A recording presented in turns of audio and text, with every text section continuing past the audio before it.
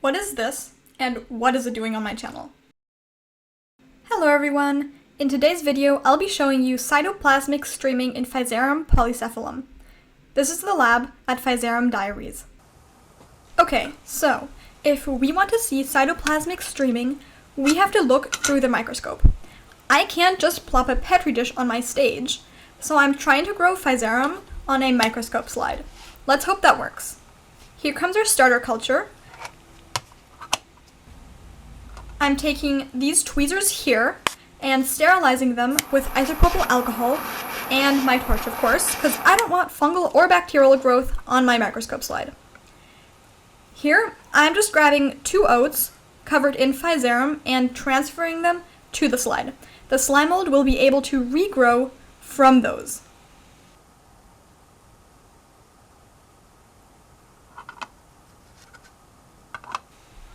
Let's sterilize those tweezers again. Here I've got my oats, and this is just some whole grain rolled oats kind of stuff that my slime eats, and placing just a few flakes on the slide.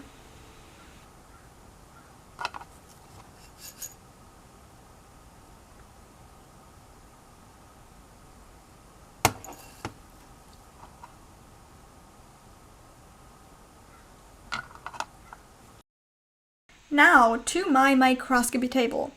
Even though I gave it several hours, the slime did not grow as far as I hoped it would, but let's try and see what we can observe here. I'm fastening it on my stage, trying not to smush it too much.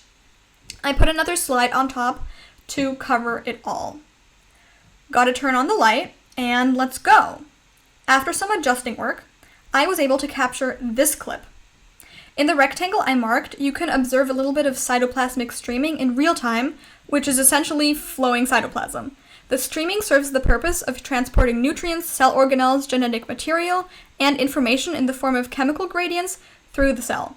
Because the slime mold on my microscope slide did not grow as I liked it to, I just went ahead, grabbed the petri dish in which a culture of Physarum had been growing on some agar, and simply cut out rectangles and put them on a slide. Now you may think, isn't it dead if we cut off a part? The answer is no, it's not dead. Physarum can reproduce asexually. When a part of it is separated, a new genetically identical organism can regrow from that part. That is also why it's so easy to propagate. I was very surprised at how easily the light penetrated through the agar, and I realized that using the agar cuts is definitely the superior method over trying to grow Physarum on the slide. As you can see here, I struggled at first a bit with how to get the sharpest image of this 3-dimensional structure, but what I saw after truly rewarded my efforts. To make it look even cooler, I sped up the clip, and the streaming in the network of tubes becomes very visible. The streaming is maintained through contraction of the actomyosin network within the plasmodium, which creates hydraulic pressure gradients. This clip right here is probably the coolest I was able to capture because we can see the cytoplasmic streaming reverse. It slows down, stops, and then continues in the reverse direction.